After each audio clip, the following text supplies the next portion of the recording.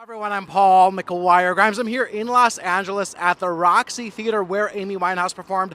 I got to interview Marisa Abela, who plays Amy in the new biopic Back to Black. So check out that interview along with director Sam Taylor Johnson, where we talked about just bringing Amy Winehouse back to the big screen. Take a look.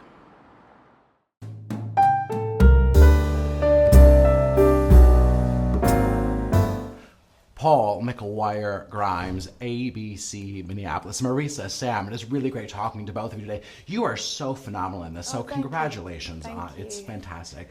I'm curious, as you started to kind of research and learn about Amy, what were the qualities about her that you really wanted to just bring forth so we knew who the real Amy was? Yeah, I mean, good question. I think, you know, there's a tenacity to Amy that sort of stays with her throughout our film, and I think it's the kind of tying up piece. There's an intensity to her as a person that is just like palpable whenever you look at her in any interview. From 17 to 27, she is there and incredibly present. That feeling, it's like a burning feeling that I think is an essence of her that, you know, really feels right when you get it.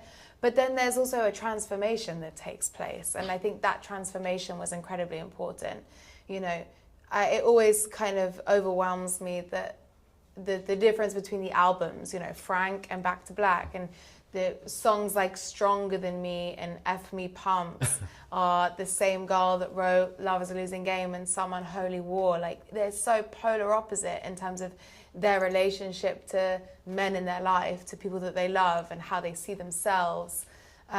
It was very, very telling to me, and I wanted that transformation to take place. Oh my God, absolutely. And I think you really do feel that in your performance, and that kind of intensity and that kind of teetering on a line, which I really appreciate in what you did. Sam, I'm curious, there's so many ways that you could approach a music biopic. I mean, there are so many out there. What was kind of your entry point, your gateway into realizing this is the story that I want to tell about Amy's life? Well, I realized, you know, I didn't want to make like a traditional biopic. I didn't want to go, you know, from birth to death in that sense and try and cram everything in. So it suddenly became clear that the path was to really go from the inside and her perspective. Therefore, I had to use her words and her lyrics and her songwriting as my kind of North Star through. And therefore, you know, I had to sort of frame it with Back to Black, essentially, and use that as a timeline, because that really sort of gave us insight into how she felt so deeply, how she loved so deeply.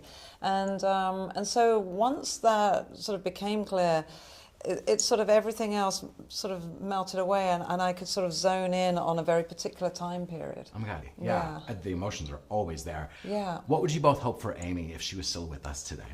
Oh wow, I'd hope for another album and more music, because, you know, she gifted us these two incredible albums and has left us, you know, absolutely yearning for more, and I feel like, yeah, that would absolutely be the thing, Marisa, and what that could be. I think peace. That's heavy. I mean, It's powerful. It is.